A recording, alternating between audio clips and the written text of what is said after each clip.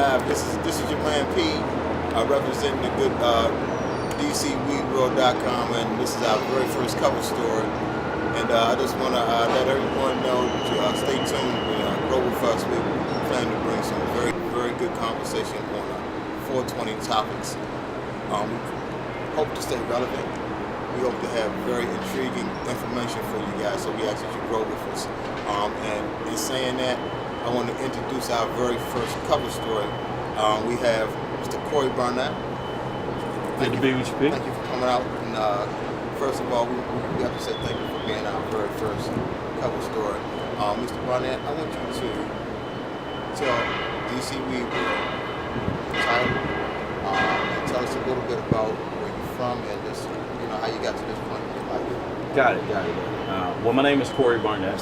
And you can feel free to call me Corey. You don't have to call me Mr. Barnette. I feel old when people call me Mr. Barnette. Mr. Barnette was my grandfather, so I call him Mr. Barnette. All right, perfect. Originally from Tennessee, been living in DC since 1999. I got into the formal cannabis industry through an agreement to sit on the board of the San Diego Medical Collective in California. Right. I ended up taking over that operation and putting a management team in place and running it day to day myself with a group of guys that were out there. We built that into a very successful operation. We also opened the Chi Holistic Collective, which was also in San Diego, California. And we were cultivating with our patients for the purpose of making sure that we had high quality medicine on the shelf. At a time when federal intervention was kind of picking up out there, I had to think about the fact that I have a wife and 2 kids. And so it made sense for me to focus more so on places where we had better regulation and feds had no interest and everything was in compliance with the way the feds wanted to see things done. So I put a bid in here in Washington, D.C., and I was able to successfully start District Growers. I want you all to know this is the very first brother, very first Afro-American in the D.C. area to get the license to grow. Introduce your businesses. District Growers is, in my opinion, the best grower in Washington, D.C., and we wear it proud on our shoulders. We currently cultivate more than 26 different genetics that we supply to the medical marijuana market here in Washington, D.C. Throughout the 5 dispensaries that are out there, you can usually find a fair smattering of our product on at least 3 of the 5 dispensaries pretty consistently. Our product runs out quickly. We have some very interesting strains, or there's some strains that we have that people really like. Right. And for those of you out there who are members of the medical marijuana program, to help you be familiar with what we do, I mean, Sour Diesel number 4, that's us.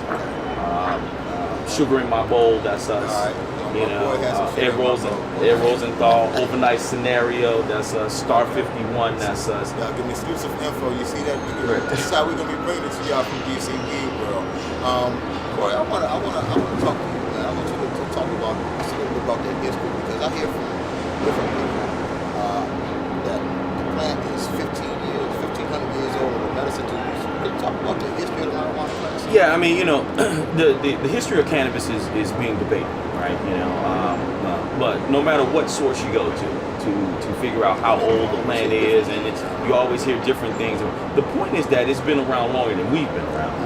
It's been around longer than we've been recording and keeping accurate records and things of that nature. The plant can currently be found growing on all continents. Wow. There is no country that we've been able to identify that hasn't had cannabis as part of its society. It is the most widely used illicit substance in most countries that we know of. Today we're finding out more and more as institutions get brave enough to engage in honest research rather than rhetorical research.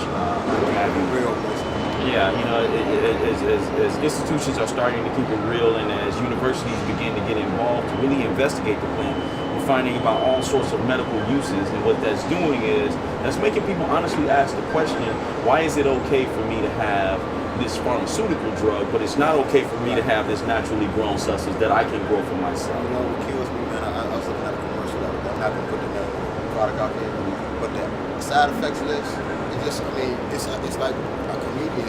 I was sitting there, I was laughing, man. I was like, are you really want me to take? You really want me to take that, And destroy my liver, do all this other sort of, all these harmful side effects? It's crazy. Say It's death crazy. may occur. Right. Death right. may occur. Death might occur. Right. You don't. We shouldn't, as people, be put into a situation where we have alternatives that are not as harmful, not, damaging, completely and utterly natural. We shouldn't be put into a position where we have to say no to that, but we have to say yes to this. I mean, that's crazy. It's crazy. But luckily, society is coming around. We see decriminalization laws taking place to stop arresting people, and we know who have been targeted most heavily for this. Statistics show it. I mean, we don't even have to sit here and debate that. We can look at the statistics and it'll tell you, right? I mean, it's blatant. If you go to pre-decriminalization here in Washington, D.C., Chocolate City, 8 out of every 9 people arrested looks like either me or you. Exactly. So, we don't have to look far to see that something is systematically wrong in a city like Washington, D.C. that is as progressive as it is. And when you have pretty much cannabis use throughout the entire city is at parity, but for some reason, brothers and sisters are being arrested at an alarming rate. And which has deleterious effects on the entire rest of their lives. No Pell Grants, no student loans from the government, can't get jobs, They can't exercise your vote like how can't vote,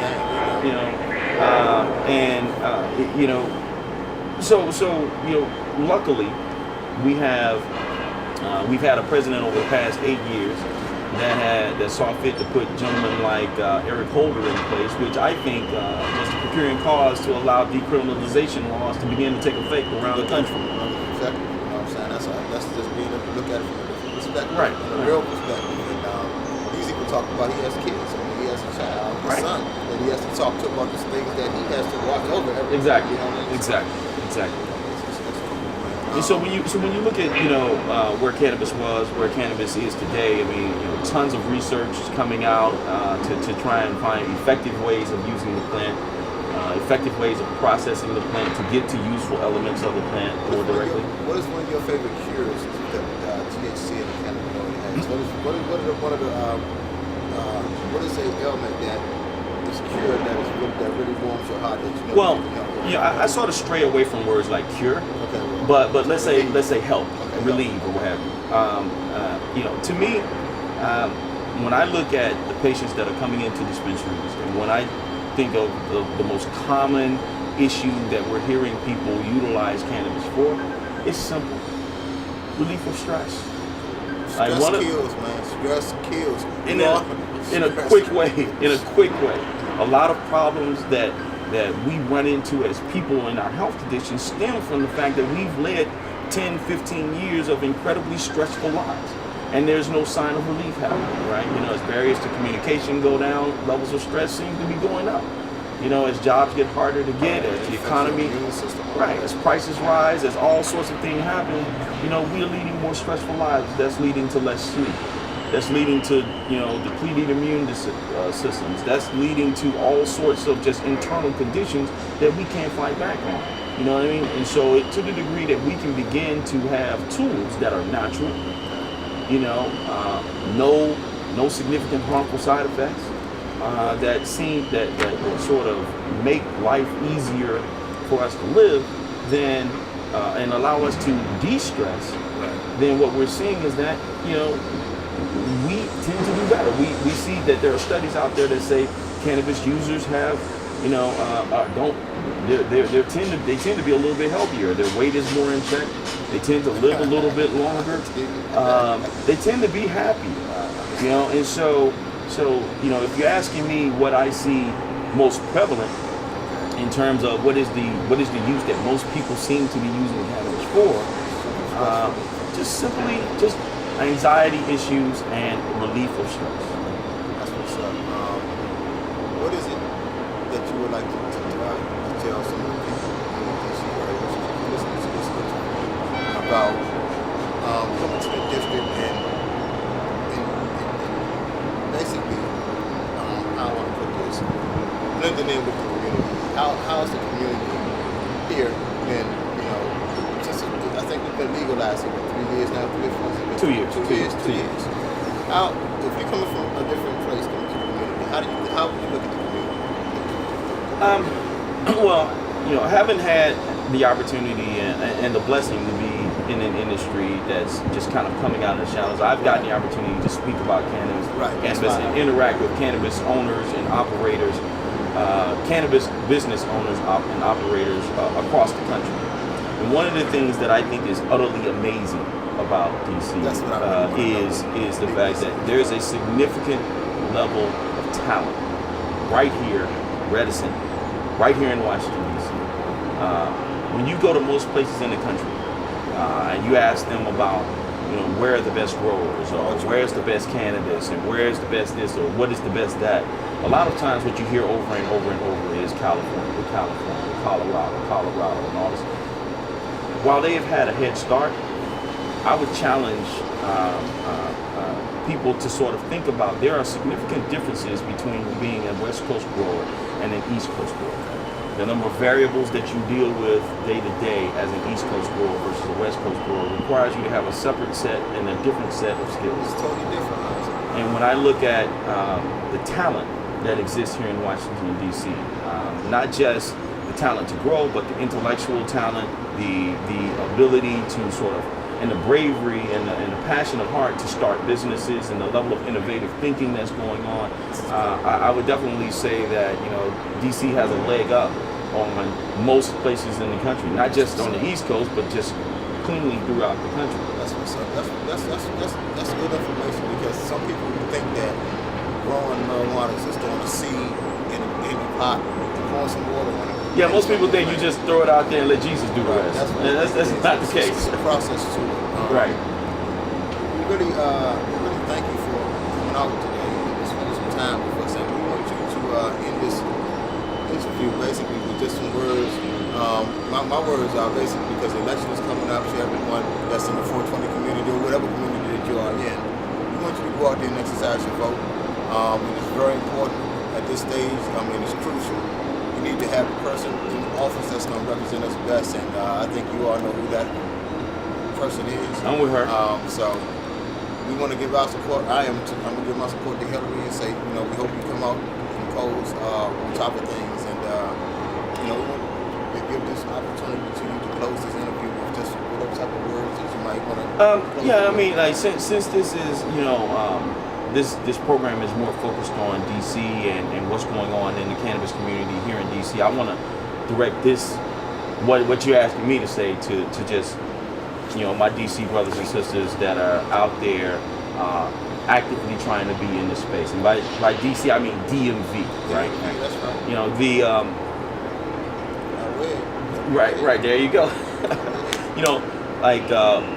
Whether we like it or whether we dislike it, there's something that has happened over the last 5 years that I think everyone needs to take note of. Capitalism, politics, and public opinion have got on the same side of the equation. They have decided that cannabis is worth bringing out of the shadows. That is happening, right?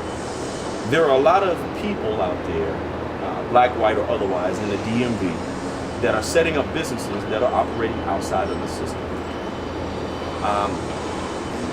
Where that is happening, they are doing themselves somewhat of a disservice.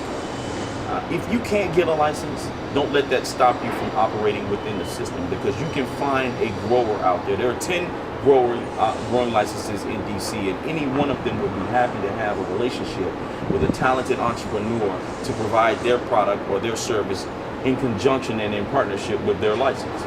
And so just because you don't have a license doesn't mean you can't get into the industry. You just need to be proactive enough to get up and make a relationship and make phone calls and set up and put together a value proposition that makes sense.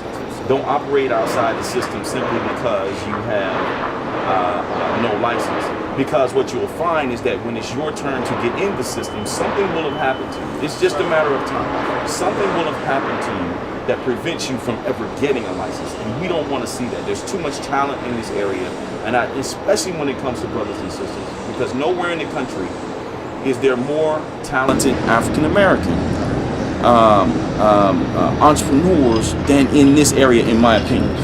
And what I would hate to see is that we create a system wherein they rule themselves out because they made bad choices early. There's too much at risk across the country to let DC fall victim to that. So stay on your grind, stay with it, but also do it the right way. And I'm gonna piggyback on that by saying that's what we're doing here at DCweedWorld.com.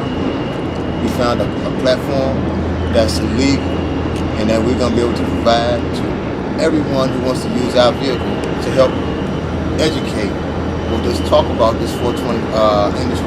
We ain't gonna break no laws, but I tell you what, we're gonna have the most exciting interviews with some of the most exciting people that wants to talk about how you can further your knowledge or how you can get the good medicine that you need to make your situation better here in the DMV. It's your man P-Ball. Say, man, look here, Corey. Thank you, brother. Thank you. Appreciate it. And look, we're gonna be bringing Corey back, man. We're gonna even see if Corey can, drop us a line from time to time on our site, man. What's the site, Corey? You got 2 websites. What's the website? Yeah. If you want to find District Growers or find us, all of our contact information is on our website. You can find it at DistrictGrowers.com. That's District Growers with an S.com. Okay. You can also find Metropolitan Wellness Center at MWCDC.com. That's really cool. We have Instagram pages, we have Snapchat, we have Facebook, we have all of that out there, man. We're not hard to find. We welcome people coming to us. Also, for all you growers out there that are experiencing problems in your grow and things like that, if you have questions that you would like for us to answer, feel free to hit us on our postmaster on districtgrowers.com. We love helping people figure out better ways of helping themselves. Repping that DMV, baby. Exactly, DMV baby. All day, If it ain't the district, it ain't me. Hey, man, once again, we want to thank Corey for coming out. And look here, y'all, we want y'all to check out our email list, log on, man. We're going to be doing this like a magazine on the internet. Every 2 weeks, we're going to be bringing y'all live cover stories. Highlight your business. Check out our ads. Check out our advertisement link. We got a package that's great for you guys. Think outside the box. One thing I can say about the 420 community is they spend money freely. They live less stressful. You heard it yourself. Advertise. We got a product that's ready to go. We got a package that put it in front of the people for you. It's your man P. Boston.